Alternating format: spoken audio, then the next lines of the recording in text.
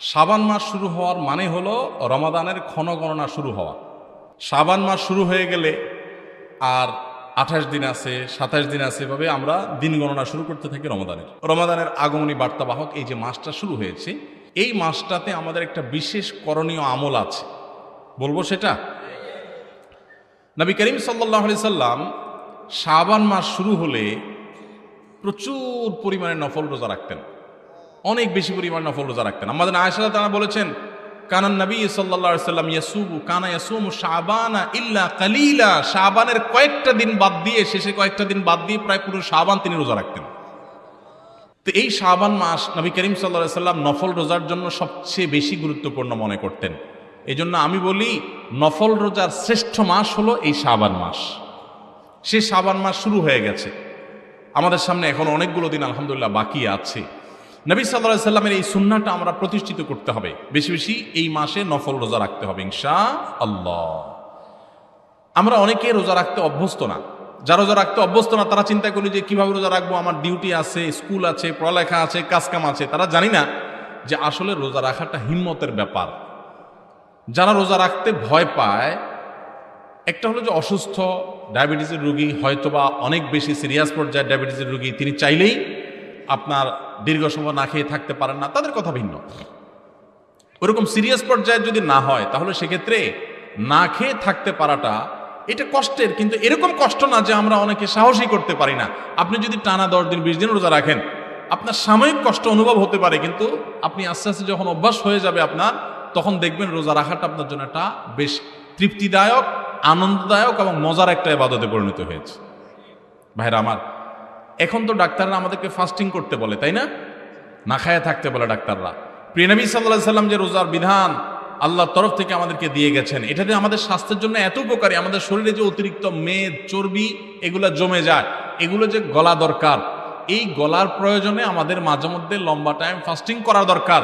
এটা ডাক্তাররা বলার পর আমরা এখন এটার গুরুত্ব বুঝি, যে লম্বা সময় না খায় থাকলে আমাদের এই চর্বিগুলো বার্ন হয়, ওইগুলা আমাদের খাদ্যের কাজ দেয়।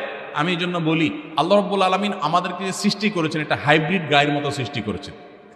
হাইব্রিড টেকনোলজির গাড়ি আছে না, ব্যাটারিতেও চলে, তেলেও চলে, ব্যাটারিতেও চলে, তেলেও চলে। যখন ব্যাটারির চার্জ থাকে তখন ব্যাটারি দিয়ে চলে, আবার তেলেও চলে। অর্থাৎ রিজার্ভ যে পাওয়ার আছে সেটা দিয়েও চলে, আর এক্সটার্নাল পাওয়ার দিয়েও চলে।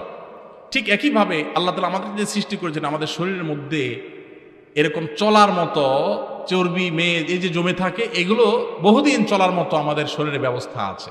আমার বাহির থেকে খাবার দিয়েও চলি, আবার ওইগুলো দিয়ে আমরা চলতে পারি। তো রোজা রাখলে আমাদের যে কষ্ট হয়, সাময়িক কষ্ট, কিন্তু এটা বরং আমাদের ওই অতিরিক্ত মেদ, চর্বিগুলো গলতে এবং আমাদের সুস্থ থাকতে সাহায্য করে। নবী সাল্লাল্লাহু আলাইহি সাল্লাম সেজন্য সপ্তাহে 2টা রোজা, সোমবার বৃহস্পতিবার, আর মাসে 3টা রোজা, আইয়ামে চান্দ্র মাসে 13, 14, 15 এই রোজাগুলো নিয়মিত রাখতেন। শাবান মাসে সবচেয়ে বেশি রোজা রাখতেন, শাওয়ালে 6টা রোজা রাখতেন, আর রমজান তো পুরাটাই রোজার মাস। তো আমরা এই শাবান মাসে বেশি বেশি নফল রোজা রাখবো তো ইনশাআল্লাহ। অনেকেই আছি গোটা শাবানে একটা রোজা রাখার তৌফিক আমাদের হয় না, আমরা অপেক্ষায় আছি রমজান আসলে তখন রোজা রাখবো। রমজানের রোজা তো আপনি রাখবেনই, রমজানের আগে থেকে আপনি রোজা রাখবেন। কেন রমজানের আগে থেকে রোজা রাখবেন? শাবান মাসে কেন রোজা রাখবেন? নবী করিম সাল্লাল্লাহু আলাইহি সাল্লামকে তার অত্যন্ত স্নেহভাজন উসামা ইবনে যায়েদ রাদিয়াল্লাহু আনহু জিজ্ঞাসা করেছেন, হে আল্লাহর রাসূল, আপনাকে শাবান মাসে অনেক বেশি আমি নফল রোজা রাখতে দেখি, কারণ কি? আপনি অন্য কোনো সময় এত বেশি নফল রোজা রাখেন না। মুহররম মাসেও নফল রোজা অনেক রাখার ফজিলতের কথা আছে, কিন্তু এই মাসে নবী সাল্লাল্লাহু আলাইহি সাল্লাম বেশি নফল রোজা রাখছেন দেখে ওই সাহাবী জিজ্ঞাসা করেছেন, আপনি কেন রাখেন? তিনি 2টা কারণ বলেছেন। কয়টা কারণ? 2টা।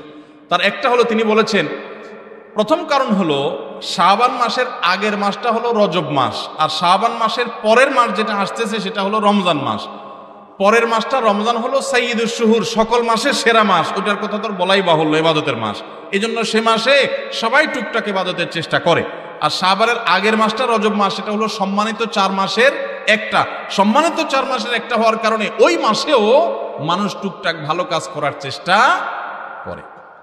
কিন্তু মাঝে পড়ে এই যে শাবান মাসটা, এই মাসটাতে মানুষ নেকামল করতে পারে না, এই মাসটাতে মানুষ ভালো কাজ করতে পারে না, এই মাসটাতে মানুষ অনেকেই তারা গাফেল থাকে। তো নবী সাল্লাল্লাহু আলাইহি সাল্লাম বলেছেন, আমি চাই যে এই মাসে যেহেতু কেউ ইবাদত বন্দেগী করার প্রতি খুব একটা আগ্রহ দেখায় না, মনোযোগ দেখায় না, তো আমি যেন এই মাসে একটু ভালো করে আগ্রহ করে ইবাদত বন্দেগী করে নেকামল করি। তাহলে আল্লাহ রাব্বুল আলামিনের কাছে ওই যে অবহেলিত সময় যখন কেউ করে না তখন করার একটা গুরুত্ব আছে। যেমন ভোর রাতে সবাই ঘুমায় থাকে, তখন দাঁড়ায় তাহাজ্জুদ পড়লে অনেক বেশি মর্যাদা পাওয়া যায়। একটা রিকশাওয়ালাকে অনেকে সালাম দেয় না, রিকশাওয়ালা মনে করে, বা অশিক্ষিত মানুষকে, একজন সামাজিক দিনমজুরকে, শ্রমিককে অনেকে সালাম দিতে চায় না। এই জন্য আপনি যদি আগ বেড়ে তারা সালাম দেন তাহলে এক্সট্রা সওয়াব পাবেন, যেহেতু অবহেলিত। এই জন্য নবী সাল্লাল্লাহু আলাইহি ওয়াসাল্লাম এই অবহেলিত মাস হওয়ার কারণে এই মাসে বেশি গুরুত্ব দিয়ে রোজা রাখতেন। এক। 2 নম্বর কারণ হলো তিনি বলেছেন বান্দার আমলনামা প্রাত্যহিকভাবে ফেরেশতারা পেশ করেন সকাল এবং সন্ধ্যায়, আর সাপ্তাহিকভাবে সোম বৃহস্পতিবার, আর বাৎসরিকভাবে বান্দার আমলনামা আল্লাহর কাছে উপস্থিত করা হয়, রিপোর্ট দেওয়া হয়, বার্ষিক রিপোর্ট দেওয়া হয় এই শাবান মাসে। তিনি বলেছেন আমার রিপোর্ট যখন ফেরেশতারা আল্লাহর কাছে উপস্থাপন করেন ওই টাইমটাতে আমি রোজাদার থাকলে আমার কাছে ভালো লাগে, এই জন্য আমি এই মাসে বেশি বেশি নফল রোজা রাখি। ভাইরা আমার, আপনি কোনো কোম্পানিতে জব করেন, চাকরি করেন, আপনি কাজ করছেন খুব সিরিয়াস মুডে, এই টাইমে আপনার বস মালিক এসে দেখে গেছে, আপনার কাছে ভালো লাগবে না? যে আমি সিরিয়াস মুডে কাজ করছি, এই টাইমে উনি দেখে গেছেন, আমার প্রতি সুধারণা তৈরি হবে, আপনার কাছে ভালো লাগবে না? তো নবী সাল্লাল্লাহু আলাইহি সাল্লাম চাইতেন আমার আমলনামা যখন আল্লাহর কাছে বার্ষিক রিপোর্ট যখন উপস্থাপন করা হয় ওই টাইমটাতে আমি রোজা অবস্থায় থাকলে আল্লাহ সুবহানাহু ওয়া তাআলার রহমতের আমি আশা বেশি করতে পারি, তিনি আমাকে ইবাদতরত অবস্থায় আমার আমলনামার দিকে নজর দিবেন, তখন আমি আল্লাহর করুণা পাবো। এই জন্য তিনি নফল রোজা বেশি বেশি রাখতেন। ভাইরা আমার, এছাড়াও আরো 2টা এডিশনাল কারণ আছে, সুবিধা আছে রোজা রাখার। আমরা যে 5 ওয়াক্ত নামাজ পড়ি, এই ফরজ নামাজগুলোর আগে এবং পরে কিছু সুন্নত নামাজ আছে না? যেমন জোহরের আগে 4 রাকাত, জোহরের পরে 2 রাকাত, মাগরিবের পরে 2 রাকাত, হ্যাঁ, ফজরের আগে 2 রাকাত, এশারের পরে 2 রাকাত, এরকম নামাজের আগে পরে, ফরজ নামাজের আগে পরে সুন্নত নামাজ আছে না? এটা হলো ফরজ যে মূল ইবাদত, এটা রিহার্সেল, এটার প্রস্তুতি, এটার পরিপূরক। কোন ক্ষেত্রে যদি ফরজের ঘাটতি হয় আল্লাহ তাআলা নফল দিয়ে পরিপূর্ণ করেন। রমজান হলো ফরজ রোজার মাস, 30 রোজা বা পুরো মাসের রোজা রাখা ফরজ। নামাজের যেরকম আগে পরে সুন্নত নামাজের ভার্সন, সুন্নত ভার্সন আছে, সুন্নত অপশন আছে, রোজার ক্ষেত্রেও সুন্নাহ রোজার ভার্সন, ফরজ রোজার ভার্সনটা তো রমজান মাস, আর তার আগে এবং পরে, রমজানের আগে হলো শাবান মাসে বেশি বেশি নফল রোজা রাখা, আর রমজানের পরে হলো শাওয়ালের 6টা রোজা রাখা। এটা হলো নামাজের আগে পরে সুন্নত নামাজ যেরকম আছে, রোজারও আগে পরে, সিয়ামারও আগে পরে নফল রোজার, সুন্নত রোজার ব্যবস্থা ইসলামে আছে। অতএব এই সুন্নতগুলো আমাদের গুরুত্বের সাথে রাখা দরকার। অনেক মানুষ আছেন যে জীবনে শাবানের রোজা হিসাবে 2, 4, 5টা রোজা রাখার তৌফিক হয় নাই, জানেনই না, আছে না নাই? আজকের এই মজলিস থেকে আমরা আসুন এই জিনিসটা জেনে আমল করার প্রতিজ্ঞা করে নিয়ে যাই যে শাবান মাসের অবশিষ্ট দিনগুলোতে আমরা 2-4টা হলো নফল রোজা রাখবো। যত পরিশ্রম করি, যত কষ্টই করি, আলহামদুলিল্লাহ এখনো দিন ছোট, অনেক বেশি গরমও পড়ে এমন না, আমরা চাইলে রোজা রাখা অনেক কঠিন কিছু হবে না। এমনকি যদি আপনার অনেক হার্ড জব করতে হয় তো আপনি যে দিনগুলোতে ছুটি আছে ওই দিনটা অন্তত নফল রোজা রাখেন। মা বোনরা চাইলে তো প্রতিদিনই করতে পারেন, কারণ তাদের ম্যাক্সিমাম বাসা বাড়িতে অবস্থান করেন, আর পুরুষরা যারা আছেন তারাও চাইলে করতে পারেন। আমরা ইনশাল্লাহ শাবানের রোজা রাখবো তো ইনশাল্লাহ। শাবান মাসে নফল রোজা বেশি রাখার আরেকটা উপকারিতা হলো, হঠাৎ করে অনেকে যারা রোজা রাখতে অভ্যস্ত না, রমজানের ফরজ রোজা যদি হয় ফরজ রোজা রাখতেই হবে, গুনাহ হবে না রাখলে, হারাম হবে না রাখলে, রাখতেই হবে বাধ্যতামূলক। তো হঠাৎ করে রোজা শুরু করে দিলে সারা বছরের যে একটা শিডিউল থাকে, সারা বছরের খাবারের যে একটা অভ্যাস থাকে, ওইটা চেঞ্জ হওয়ার পর হঠাৎ করে রোজা শুরু করলে অনেকে অসুস্থ হয়ে যায়, অনেকে পেট খারাপ হয়ে যায়, অনেকে জ্বর হয়ে যায়, দেখবেন রমজানের 2-4 দিন যাওয়ার পর। এর একটা বড় কারণ হলো যে তার হঠাৎ করে তার খাদ্য অভ্যাস চেঞ্জ হয়ে গেছে, দুপুরে খাবার বন্ধ হয়ে গেছে, রাতের খাবার সে আগে খাচ্ছে, টাইমটা চেঞ্জ হয়ে গেছে, ভোর রাতে খাওয়ার অভ্যাস নাই। তো এই অভ্যাস পরিবর্তন হওয়ার কারণে একটু শরীরে এটাকে শুট করতে সময় লাগে। এই জন্য শাবান থেকে যদি আপনি 1-2টা ভাঙতি রোজা, সপ্তাহে 1-2টা করে রোজা রাখেন, আস্তে আস্তে আপনার অভ্যাসটা গড়ে উঠবে, তখন রমজান রোজা রাখাটা সহজ হবে। অতএব আমরা শাবান রোজা রাখবো তো ইনশাআল্লাহ। আমরা শাবানের রোজা সম্পর্কে অনেকে জানি না। শাবানের রোজা কিন্তু 1-2টা না, যত বেশি সম্ভব 2টা, 4টা, 6টা, 8টা, 10টা, যতটুকু পারেন বেশি বেশি করে রাখবেন। এবং শুরুর দিকে নবী সাল্লাল্লাহু আলাইহি ওয়াসাল্লাম বেশি রাখতেন, শুরুর দিকে, যে এখন যে সময়গুলো যাচ্ছে, এখন চেষ্টা করবো তো সবাই ইনশাআল্লাহ। খুব কঠিন কিছু না ভাই, খুব কঠিন কিছু না, আপনার চেষ্টা করলেই কিন্তু আল্লাহ তাআলা সহজ করে দিবেন। এটা হলো শাবান মাসের আমল। আল্লাহ আমাদের সবাইকে আমল বেশি বেশি করার তৌফিক দান করুন। এই রোজাটা রমজানের প্রস্তুতির অংশ, রমজানের প্রস্তুতির অংশ, সবাই রাখবো তো ইনশাআল্লাহ। জাযাকুমুল্লাহ খাইর। এর বাইরে শাবান মাসে আমরা রমজানের প্রস্তুতি নিব। রমজানের প্রস্তুতি কি? রমজানের প্রস্তুতি কি রে ভাই? আমাদের রমজানের প্রস্তুতি হলো ছোলা, চিনি, সয়াবিন তেল, বেগুন, বেসম, রুয়াবজা, খেজুর, আর কি কি লাগে না লাগে এগুলো সব কিনে আমরা বাসা বাড়ি সব গুদাম দিয়ে ভরাই ফেলাই। এই জন্য প্রতি বছর দেখা যায় যে সংশ্লিষ্ট ডিপার্টমেন্টের লোকজন যারা থাকেন তারা খাদ্য আমদানি করে কুলায় না, বাঙালি খায়া তুষ করে ফেলায়। প্রতি বছর চিনির দাম বেড়ে যায়, অমুকটা ক্রাইসিস হয়ে যায়, কারণ পাবলিক এমন কেনা কিনে সারা বছর যা খায়। রমজান মাসে তো আল্লাহ তাআলা দিনের বেলা পুরাটাই খাওয়া বন্ধ করে দিয়েছেন, খাবার তো পরিমাণ আরো কম খরচ হওয়ার কথা, কিন্তু দেখা যায় মার্কেটে আরো ক্রাইসিস সৃষ্টি হয়, কারণ এমন খানা খাই আমরা সারা বছর।